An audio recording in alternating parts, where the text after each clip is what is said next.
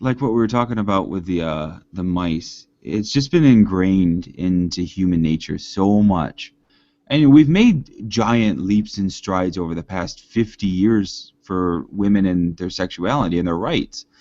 But it's going to take a long, long time for us to get to where women are actually equal sexually as men are. In the Yeah. bedroom, it's one thing, but out in society, it's completely different. And this is kind of stepping over the line maybe, but women aren't allowed to go topless. I don't want my wife to go out topless, but that's because I don't want men looking at her boobs. But I think that she should have the right to. But no, if she does, she gets arrested for it. I think the idea of um, our society shaming women for being sexual comes from what you were just talking about. I think it comes from the fact that men want their women to be crazy for them, but the idea of them being a sexual creature in general, of being a, um, that's like intimidating for them because if she's sexual in general, well then she might be interested in other things and other people as well. Right. And so you want Yeah, them to there's. not be Oh, go sexual ahead. except for you, I think. Mm-hmm. Yeah, I mean, there's still female circumcision going on in the world. And people go, oh yeah, no, that's what that culture has been doing for 5,000 years. So it's just what they do. No, that's horrible and barbaric, and the only purpose to it is to deny women pleasure during sex throughout their entire life. And ugh, ugh. Well, and that like really doesn't make sense to me either because again, it seems like from the male perspective that you would want at least your woman with you to enjoy it so that she would want to do it more.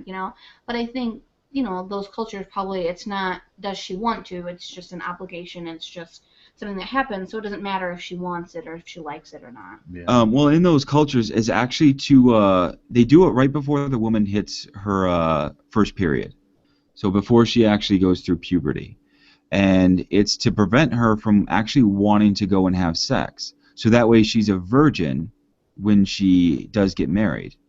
And Mm. over in Africa, there's a lot of men who go into this culture, or who are in this culture, I should say, who don't want to marry a woman who's not circumcised because they don't know if she's had sex or not. I And wonder also, if it's to deter her from actually cheating on him throughout the entirety of her life. do you know if like you said, like it's like it's always been there, or was this like spurred on or made more popular by the AIDS crisis? No, no, no. This has been around for the past 5,000 years or so in Okay. human nature. Because So it would kind of make sense if it came about like, because I mean, if you have like AIDS like rampaging through your country, you'd probably want a virgin, but yeah, it I also mean makes that. sense. Creepos just want to Yeah. control. Yeah, I mean it could be a clever scapegoat nowadays to go, oh yeah, well we want to protect against AIDS. No, you're just a sadistic asshole who wants to Yeah, damage his daughter or other people's daughters. yeah, wear a condom. But I guess it But also it doesn't really make sense if it is a culture where women are just expected to have sex because it's an obligation kind of a thing. Because then, um, if they're obligated to, they're going to have sex. I think it almost puts it at a higher. If you make more of an importance of it, then it's going to be more. If you're a teenager, you start dating somebody, the more important sex is, the more obligated you feel to give it. You know what I'm saying? right, but in this situation, they're telling women that if you do have sex with anybody unless you're married, you're a whore, and you're probably going to get stoned to death. So that's the big part about it, and it's just so backwards that our world is still like that, even in the remote parts of the world. Yeah, it's insane.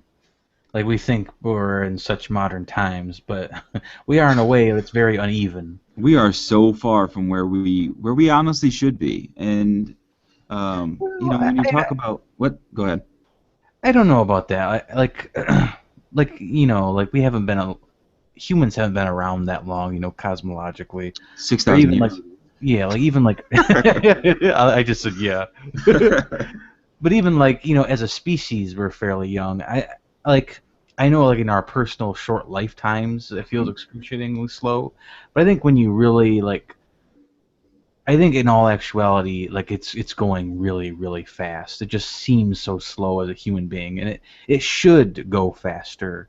But I think I think we should not be completely discouraged because I Yeah, think and I'm not for the most part, because like you look at how long the internet's been around and all the amazing things that have happened since we've been able to instantaneously transmit information from one side of the globe to the other.